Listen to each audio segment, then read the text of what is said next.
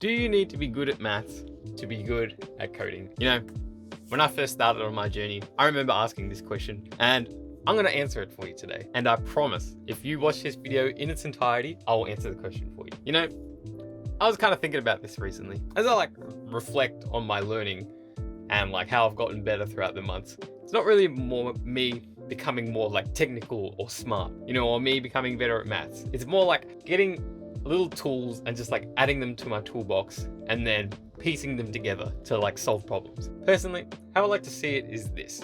I imagine myself like Bane from Batman when he's in the pit and he's just climbing out brick by brick, just slowly climbing.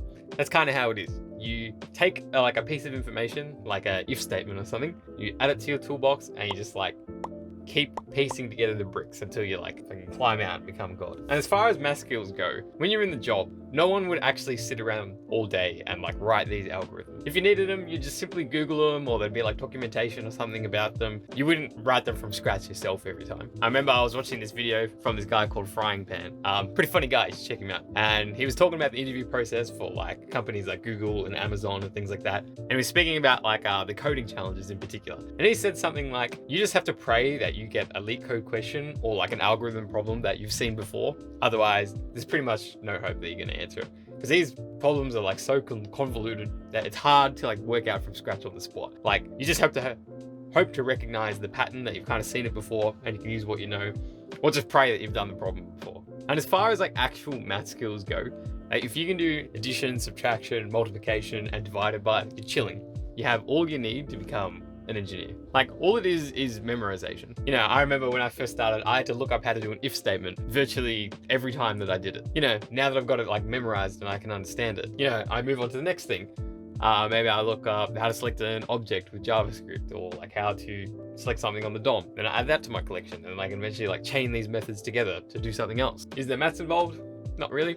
And if there is maths involved, I'll just Google it or look into some documentation. I'm not going to waste my own time working it out from scratch. Or I just go to Stack Overflow, find something that's a bit similar, and then work from that as a base. You're not always going to be working with these things from scratch, is what I'm trying to say.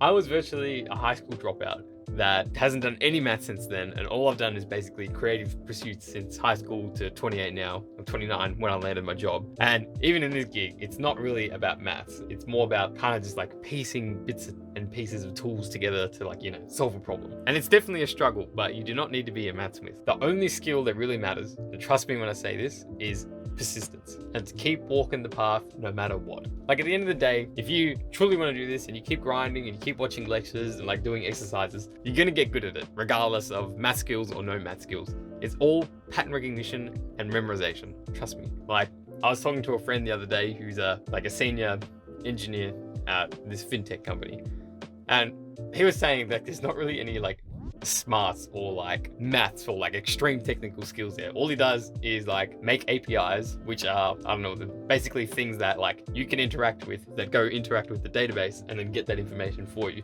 He's the actual hard parts and the challenging parts are the security. Is the user logged in? Do they have permission to do this? And all of that stuff. It's not actually maths or any technical skill. And he said all that can 100% be learnt easily without university and maths and all this other complex stuff. And with that said, I hope this answers your question. And don't be deterred. If something looks complicated, trust me, it's not that complicated. Or if it is complex and overly complicated, it's made bad and it's not something you should be worrying about. That's it from me. Best of luck on the path. Speak soon.